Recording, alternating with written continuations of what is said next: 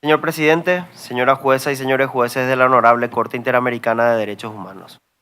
Vengo a esta audiencia en representación del Estado paraguayo a formular el alegato final oral en relación con las excepciones preliminares, fondo y reparaciones del caso 12.685 del registro de la Comisión Interamericana de Derechos Humanos que diera lugar al informe de fondo número 100/17, incluidas las manifestaciones en el escrito de solicitudes, argumentos y pruebas del representante ESAP y las declaraciones de testigos y peritos. Reitero las excepciones preliminares opuestas y sintetizaré las razones por las cuales el Estado no concuerda con las conclusiones del informe de la Comisión. La Comisión describió los hechos sustancialmente como la desaparición forzada y tortura de Juan Arrón y Anuncio Martí durante los días 17 al 30 de enero de 2002.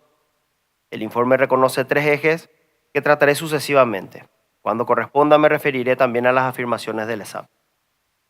El primer término, la Comisión encontró que el Estado violó los artículos 8 y 25.1 de la Convención Americana sobre Derechos Humanos y el artículo 1.b de la Convención Interamericana sobre la Desaparición Forzada de Personas, porque las autoridades no actuaron con debida diligencia cuando conocieron la posible desaparición de los señores Arrón y Martí, ni en el curso de la investigación, y no iniciaron la investigación de oficio, y violaron el principio de presunción de inocencia de las víctimas al emitir propaganda estatal que los calificaba como responsables de un secuestro sin condena firme. Honorable Corte, el Estado conoció sumariamente de los hechos el 19 de enero de 2002, cuando se presentó el habeas corpus en favor de Juan Arrón y luego otro en favor de Anuncio Martí, cuyos resultados fueron consentidos al no ser apelados por las partes. Desde esa fecha la actividad procesal se mantuvo ininterrumpida, siguiendo los habeas corpus, la investigación penal hasta su conclusión. Así, no hubo posibilidad de iniciar la investigación de oficio, ya que el habeas corpus puso el hecho en la esfera pública y no hubo ningún lapso alguno de actividad estatal que haya parado eso. En el caso del defensor del pueblo contra Guatemala, esta Corte ha señalado que los ministerios públicos encargados de conducir las investigaciones deben actuar de conformidad con el artículo 8.1. Y en el caso de Ansualdo Castro contra Perú, sostuvo que las actuaciones necesarias en casos de denuncia de desapariciones forzadas deben considerar el contexto de la presunta violación, la existencia de patrones sistemáticos, la complejidad de la investigación y consecuentemente la necesidad de seguir las líneas de investigación que puedan resultar en responsabilidad de agentes estatales, tal como se hizo en esta causa. El contexto aquí fue la investigación del secuestro extorsivo de la señora María Edith Bordón de Bernardi, que permaneció 63 días en cautiverio y fue liberada el 19 de enero de 2002 tras el pago de un rescate millonario. En ese expediente, el 19 de enero de 2002, se libró orden de captura respecto de Ronnie Martí y otras personas que en su mayoría hoy se encuentran condenadas. Este hecho explica que las autoridades no tuvieron motivos razonables, usando la expresión de la Corte en Vázquez Durán contra Ecuador, para sospechar de una desaparición forzada. Es un hecho frecuente que una persona cuya captura se ha ordenado intente postergar por un tiempo su detención. El Paraguay garantiza y promueve las leyes, promueve los derechos humanos desde su Constitución, con instituciones y sus leyes. Tal es así que nuestra primera ley de la era democrática es la ratificación de la Convención Americana sobre Derechos Humanos. En ese contexto, las investigaciones de secuestro se desarrollan con seriedad. Prueba de ello es que aquí están varias víctimas de hechos de secuestro que pueden dar fe de esta afirmación. El de la señora de Bernardi, presente en esta sala, fue el primero de una serie de secuestros extorsivos. En todos ellos participó la policía bajo la conducción del Ministerio Público. Sin embargo, en ninguno de ellos se formuló una denuncia similar a esta, con supuesta participación de agentes estatales. Ni siquiera cuando fue secuestrada la hija de un expresidente de la República, Cecilia Cubas, quien falleció a manos de sus secuestradores. O cuando se secuestró a un importante ganadero, actual senador nacional, Fidel Zavala, quien también nos acompaña en esta audiencia. Coincidimos con el informe de la Comisión en que la existencia de una orden de detención contra una persona, respecto de la cual no se tiene noticia de que fue formalmente privada de su libertad, con base en dicha orden, no puede ser oponible como justificación para dejar de indagar sobre una posible detención clandestina y fuera de la institucionalidad propia de la desaparición forzada. Coincidimos naturalmente porque en este caso la indagación nunca paró, como consta en los 13 tomos de investigación fiscal que acompañamos a la carpeta de la comisión. Sin perjuicio de la orden de detención, hubo actividad procesal durante todo el lapso en que se desconocía el paradero de los denunciantes. Luego del rechazo del habeas corpus, se abrió una causa ante la Fiscalía. Se designó el fiscal actuante. Se ratificó la denuncia. Se constituyó el fiscal en el domicilio del señor Martí. Luego la causa siguió siendo investigada por el máximo del tiempo legal permitido. Sostiene el informe, además, de la comisión que el Ministerio Público no cumplió con los estándares mínimos que debe satisfacer una investigación de denuncias de tortura para que pueda ser considerada diligente. El Protocolo de Estambul constituye una guía que incorpora dichos estándares mínimos, los cuales fueron desconocidos por el Estado paraguayo ante la denuncia de tortura de Juan Arrón y Anuncio Martí, es lo que manifiesta. Esto no se corresponde con las constancias de la investigación fiscal.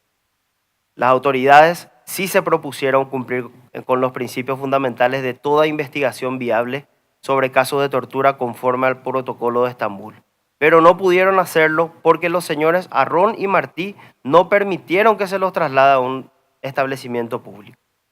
En la declaración testifical del 11 de febrero de 2002 de la señora María Auxiliadora Arrón, se lee textualmente: en ese momento llegó el defensor adjunto, doctor Raúl Marín, y cuando la policía los quiso llevar a Juan y a Anuncio, nos opusimos.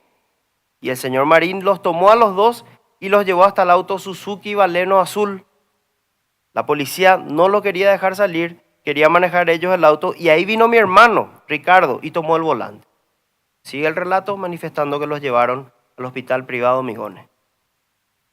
Según el informe número 60 del 31 de enero de 2002, que consta en el tomo 11 de la carpeta de investigación fiscal a fojas 2248, a los agentes fiscales no les fue permitido acceder a ver siquiera a Juan Arrón y Anuncio Martí en el sanatorio Migones.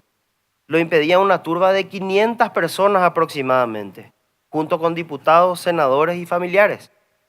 Todo eso impidió que los fiscales accedan a verlos. Esta no es una excusa del Estado, señores jueces. La negativa de la familia de Juan Arrón y el impedimento está documentada. En la respuesta del Estado obran además publicaciones periodísticas en las que la familia expresa que no quería al Ministerio Público ni a la policía. El certificado médico del 30 de enero de 2002, con logo del sanatorio privado Migones, fue firmado por 13 profesionales, de los cuales 6 eran médicos del sanatorio Migones, 5 eran médicos que concurrieron voluntariamente al sanatorio, según podemos entender de la declaración de la doctora Esperanza Martínez. Otro era un médico que en ese momento trabajaba para la Corte de Justicia, pero concurrió sin orden de esta institución. Y el médico forense. Prueba de que ninguno de los médicos que podrían haber sido considerados como oficiales actuó de manera oficial es que ninguno de estos presentó uniforme en la causa. No se trató de una junta médica, sino de una inspección médica, pues no se permitió al Ministerio Público participar y formular preguntas. Lo señalado por la testigo Esperanza Martínez sobre los observadores en ese examen refuerza la tesis de que no todos los médicos presentes tuvieron un rol activo en la situación. Honorable Corte, el médico forense fue uno de los 13 profesionales que suscribió el informe, pero esto no significa que tuvo un rol activo, ya que, como lo manifestamos, los parientes de las víctimas impidieron el desarrollo normal del Protocolo de Estambul. Eso lo confirma la declaración del doctor Carlos Portillo.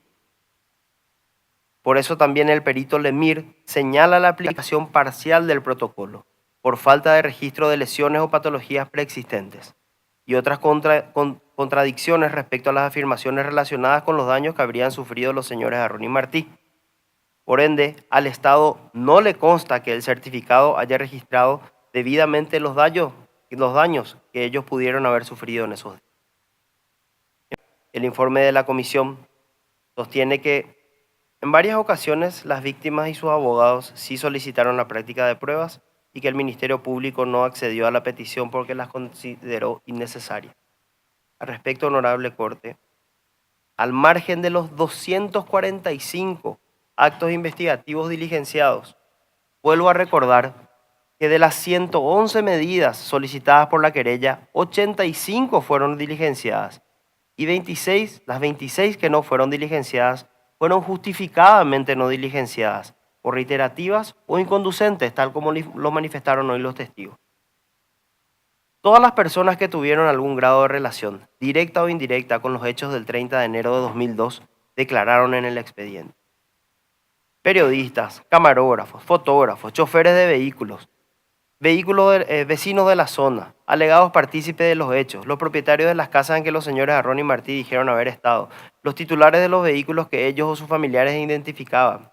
Además, se obtuvieron informaciones de las compañías de telefonía sobre las comunicaciones realizadas desde varios teléfonos celulares, las nóminas de personal de guardia de dependencias policiales y en el Centro de Investigación Judicial los días de los sucesos que se investigan, legajos que las personas presuntamente responsables.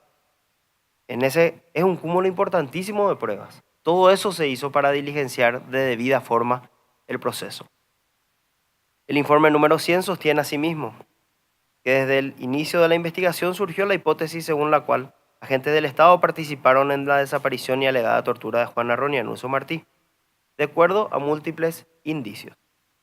Honorable Corte, solo a título de muestra de una investigación debida sobre la participación de agentes del Estado. Ojo con esta parte. El 7 de febrero de 2002 se ordena la detención de los señores Gamarra y Schembori, que son imputados el 8 de febrero y cuya prisión preventiva se ordena el 9 de febrero.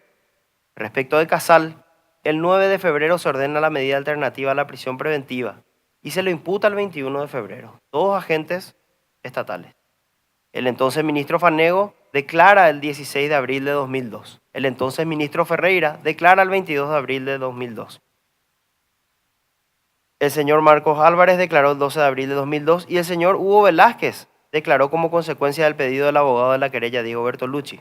Por otro lado, la comisión da por cierto que el exministro del Interior, Julio César Fanego, habría aludido a los señores Arrón y Martí como autores morales del referido secuestro de María Edith Bordón de Bernardi, indicando que el Estado no cuestionó esta afirmación, manifestando que cuenta con una nota de prensa de fecha del 2 de febrero.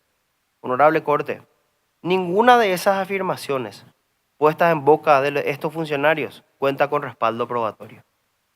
Por eso el informe de la comisión entiende que el Estado no ha controvertido esta afirmación, porque naturalmente no hay que controvertir, porque no hay intención alguna de esta parte de cuestionar noticias de prensa, pero tampoco puede pretenderse que esas noticias constituyan plena prueba en derecho. Esto es gravísimo, porque de estas alegaciones respecto al conocimiento que habrían tenido los agentes no están probadas en el expediente. Son simples presunciones, no avaladas por hechos, por otro medio de prueba tampoco. Sin embargo, fueron puestas en conocimiento de la comisión por los peticionarios como si lo hubiesen sido probados. Se atribuye al Ministerio Público el no haber contemplado una segunda hipótesis respecto a la desaparición de los señores Arrón y Martí. El informe de la comisión al respecto señala que una posible hipótesis del caso podría ser que las alegadas violaciones de derechos humanos estuvieran relacionadas con las calidades de dirigentes de un partido político que tenían Juan Arrón y Anuncio Martí. Sin embargo, del testimonio del exfiscal Duarte surge que se analizaron muchísimas hipótesis alternativas. A decir de él, manifiesta que se pasaban buscando personas que supuestamente estaban comprometidas con la supuesta privación de libertad de los mismos. Es así que llamaron a declarar al ministro del Interior, al fiscal general, al ministro de Justicia, y entre otras muchas autoridades, y personas que eran interrogadas sin piedad. Incluso se llamó a la señora María Edith Bordón de Bernardi a declarar, a pedido de los querellantes para buscar alternativas que finalmente no se encontraron. En el terreno de las posibilidades, no de las pruebas, el informe de la comisión concluye que en la investigación no se ofrecieron salvaguardas suficientes sobre la independencia de las autoridades respectivas y que la misma no fue conducida de manera imparcial. Honorable Corte, es incomprensible esta alegación, cuando el testimonio del exfiscal Duarte detalla cómo los señores Arrón y Martí y sus familias trabajaban con ello de manera activa y cotidiana, así como lo señaló también hoy el doctor Edgar Sánchez.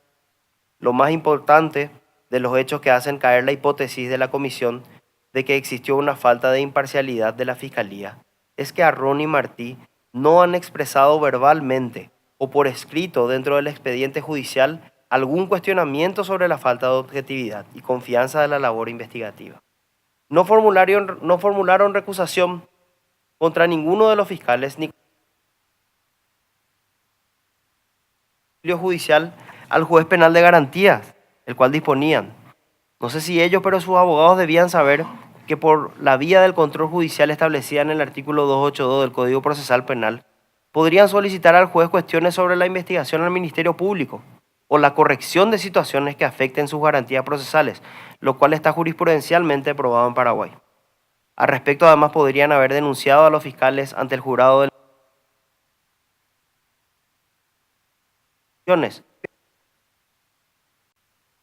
declaraciones testificales que escuchamos hoy.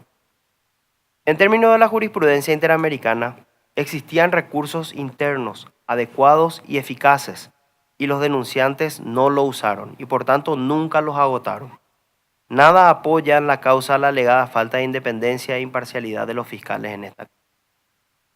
En el informe 100, la comisión aclara que es perfectamente posible que una investigación de esta naturaleza culmine con un sobreseimiento. Lo que no resulta aceptable, naturalmente, es que el sobreseimiento tenga lugar en un caso de alegadas graves violaciones de derechos humanos con posible participación estatal sin que se agoten exhaustivamente y de manera imparcial las líneas de investigación necesarias. En el escrito de respuesta del Estado y en las declaraciones de los agentes fiscales y del fiscal general de hoy constan las razones del sobreseimiento de los imputados en la causa. Y estas son las causales clásicas de los expedientes criminales, como la falta de certeza y testimonios que demuestran que los procesados se encontraban en otro lugar. Imagínense, si la decisión fiscal hubiera sido la contraria a la que se tomó respecto de los procesados, hoy estaríamos acá mismo, pero tratando la denuncia que ellos hubieran planteado ante esta sede por la violación del principio de inocencia y de las garantías del debido proceso. La investigación respecto a de los autores no permitía otra conclusión a la que se llegó. Una señera jurisprudencia iniciada en el caso Velázquez Rodríguez enseña que la obligación de investigar es, como la de prevenir, una obligación de medio o comportamiento que no es incumplida por el solo hecho de que la investigación no produzca un resultado satisfactorio. Sin embargo, debe entenderse con seriedad y no como una simple formalidad condenada antemano a ser infructuosa. Por eso preocupa a esta parte que el informe de la comisión parezca tener la pretensión de transformarla en una obligación de resultado, que el Estado solo podría cumplir cuando pudiera imponer una sanción. Eso es inaceptable en el marco de la Convención Americana. El Estado actuó sobre la base de los hechos denunciados por las víctimas, caratuló en ese sentido el expediente e incluso formuló imputación sobre dicha base. Esta Corte tiene dicho que no existe un parámetro único para determinar si un Estado ha conducido una investigación bajo los estándares de la debida diligencia, sino que hay elementos que permiten hacer ese escrutinio. Uno de ellos es el transcurso del tiempo, como se señaló en Ansualdo Castro contra Perú. Cuando una investigación no se realiza en las primeras etapas de ocurrido un hecho que puede ser calificado como desaparición forzada o tortura, disminuyen las posibilidades de éxito en la investigación. En este caso, la investigación comenzó en el mismo momento en el que se denunciaron los hechos. Las primeras diligencias son incluso anteriores a la querella presentada, por lo que no hubo lapso alguno que pudiera presentarse como una dilación en el inicio de esta investigación. La jurisprudencia de la Corte ha desarrollado un estándar particular sobre las líneas de investigación. Por ello, no corresponde que el informe de la comisión se refiera al caso Acosta versus Nicaragua, ya que aquí se da exactamente la situación contraria a la planteada en Acosta. Pues es categórico que el Estado realizó serios esfuerzos para determinar si había responsabilidad de agentes estatales y la existencia de una supuesta estructura destinada a investigar ilegítimamente los casos de secuestro. Esta responsabilidad de los agentes públicos, luego de una investigación, como lo señalamos, seria y minuciosa de más de 13 tomos, no pudo ser determinada. Por lo tanto, no hubo un sobreseimiento anticipado como lo hubo en Acosta bajo ninguna circunstancia. Por todo esto, el Estado solicita a la Corte que rechace la supuesta infracción a las obligaciones consagradas en los artículos 8.1 y 2 y 25.1 en concordancia con el artículo 1.1 de la Convención Americana sobre Derechos Humanos y los artículos 1.a y b de la Convención Interamericana sobre Desaparición Forzada de Personas y los artículos 1, 6 y 8 de la Convención Interamericana para prevenir y sancionar la tortura. En segundo lugar, el informe de la comisión concluye que el Estado paraguayo es responsable por la comisión de los actos de tortura, con lo cual violó los artículos 5.1 y 2 de la Convención Americana, en perjuicio de Juana Ron y Anuncio Martí y sus parientes, y más de 500 personas que impidieron que los fiscales entren al hospital para aceptar la presencia del agente fiscal en la inspección médica. El Estado no le constan directamente las señales de maltrato físico y psicológico susceptible de causar dolor y temor. No obstante, de buena fe, se utilizó la inspección médica presentada por los señores Arrón y Martí como cabeza de proceso, pese al vínculo de varios de los médicos con ellos y a que la mayoría de ellos no eran especialistas en la materia. La pericia del doctor Lemir, así como las declaraciones de Esperanza Martínez, acreditan la inconsistencia de esos informes, desvirtúan el párrafo 185 del informe de la comisión. En concreto, el doctor Lemir afirmó que las lesiones son superficiales y las pruebas médicas ofrecidas demuestran la inexistencia de secuelas físicas a largo plazo. Todo esto después de que el doctor Lemir contrastó el informe, la inspección médica, con informes posteriores que se realizaron y exámenes médicos. En esa línea, el señor Arrón y su hermana Carmen Marina obtuvieron resolución favorable del Estado por daños causados durante la dictadura. En el expediente administrativo 7290, al amparo de la Ley Especial de Indemnización de Víctimas, con certificación del doctor Carlos Portillo, quien también es el firmante del informe psiquiátrico en este caso. Este médico elaboró 2 informes periciales, uno el 30 de enero de 2002 y otro en el año 2009, usando los mismos argumentos para eventos ocurridos, uno en el año 1983 durante la dictadura y otro en el año 2002 sobre los hechos ahora estudiados acá, alegando los mismos tipos de apremios físicos y psíquicos, haciendo imposible establecer la relación de causalidad entre los hechos ahora estudiados y las preexistencias. El Estado cuestiona así la concurrencia del primer elemento configurativo de la tortura. Por otro lado, como ya se señaló, el expediente no permitió concluir en la responsabilidad penal de agentes públicos en los hechos. Tampoco está probado que la víctima estuviera en custodia del Estado, que es lo que presume el informe en la comisión apelando al caso J versus Perú. Esta circunstancia priva de otro de los requisitos de la tortura, que es la efectiva participación del Estado. En efecto, de la carpeta de investigación fiscal surge que el señor Martí fue reconocido por la señora de Bernardi como el guardia malo y afirmó que lo vio el día de su liberación, el 19 de enero de 2002.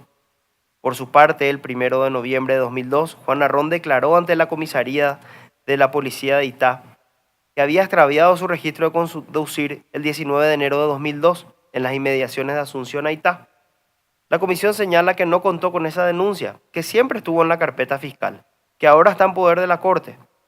Juan Arrón además nunca negó este hecho, y ello está recogido expresamente en el informe de fondo en el párrafo 93.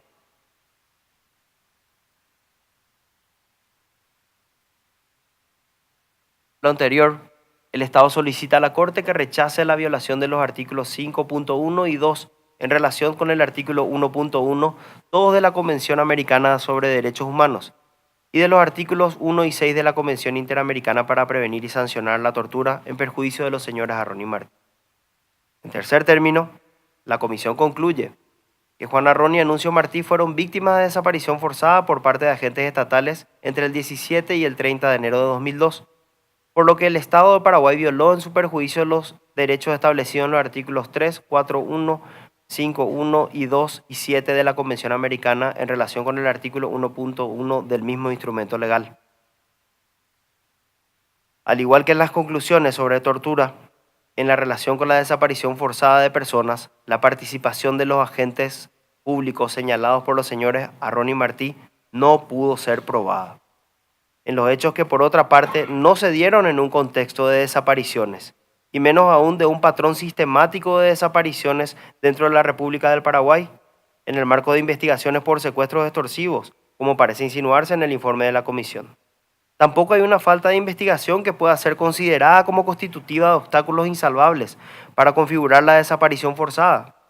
Desde un primer momento se inició la investigación seria, se siguieron las líneas lógicas de investigación e incluso se imputó a altas autoridades policiales y del Ministerio Público, ninguno de los cuales resultó penalmente responsables. Construir un argumento de complicidad carece de cualquier tipo de sustento en esta causa. Consecuentemente, el Estado solicita a la Corte que rechace la alegada violación de los artículos 3, 4.1, 5.1, 5.2 y 7, en relación con el artículo 1.1 todos de la Convención Interamericana sobre Derechos Humanos, del artículo 1.2 de la Convención Interamericana sobre la desaparición forzada de personas. Finalmente, para el caso que esta honorable Corte creyera necesario fijar alguna reparación respecto a que los familiares no fueron identificados en el informe 100, ni en el informe ni en la remisión del caso a la Corte Interamericana de Derechos Humanos. El informe refiere a las hermanas de los señores Arrón y Martí y presume que sus parejas y su hijo fueron afectados, pero no indica qué, ni cómo, ni cuánto. Esta Corte, en el caso del Instituto de Reeducación del Menor, Panchito López, nos enseñó que no está en condiciones de decidir indemnización alguna respecto de posibles familiares de los internos víctimas de violaciones de derechos humanos que no hayan sido identificados. En relación con los señores Arrón y Martí, solicitamos que se deslinden los daños preexistentes, conforme con las observaciones de los peritos médicos y psicológicos, y se atienda a cada caso la relación de causalidad. Los criterios interamericanos para la fijación de reparaciones son conocidos por todos, y nada indica que de fijarse reparaciones en este caso sea uno distinto a los analizados. De considerar la honorable Corte que corresponde a una reparación, el Estado manifiesta, además de lo expresado respecto a la excepción preliminar, que la ambigüedad de la comisión no se corresponde con los estándares de derecho. Esta Corte tiene dicho desde Velázquez Rodríguez que las reparaciones tienen carácter compensatorio y no punitivo, y tampoco suponen un enriquecimiento ilícito. No es eso lo que expresan. Hoy ya han cambiado los 100 millones de dólares que están pidiendo como reparación en la SAP los señores Arrón Martí, más todo lo que piden para sus familiares. Realmente llama mucho la atención que pidan eso, por más de que intenten decir que es a título simbólico. En el mismo orden de ideas, el Estado manifiesta que de darse una reparación debería atenderse a lo señalado por esta honorable Corte en Buenos Aires contra Argentina, respecto de que los factores exógenos y endógenos de las circunstancias específicas de cada caso. Por las mismas razones, el Estado entiende que no cabe ninguna de las otras medidas de reparación enunciadas en el ESAP. Queda claro, luego de la declaración de hoy de Arrón y de la pretensión enunciada por su abogado, que las pretensiones económicas subieron de sobremanera y que sin lugar a equívocos, una de las pretensiones de esta acción es la de desvinculación del secuestro de la señora María Edith Bordón de Bernardi, tal como consta en las condiciones de negociación que se firmó en la etapa de solución de controversias. Eso ha sido presentado a cada uno de sus miembros y obra en la carpeta de investigación. Para concluir, el Estado solicita a la honorable Corte que dicte un sobreseimiento respecto de las alegadas violaciones de los artículos 3, 4, 5, 7, 8 y 25 en relación con el artículo 1.1 de la Convención Americana, 6 y 8 de la Convención Interamericana para prevenir y sancionar la tortura y de los artículos 1.a y b de la Convención Interamericana sobre desaparición forzada de personas, por los argumentos expuestos en estos alegatos de fondo. Muchas gracias.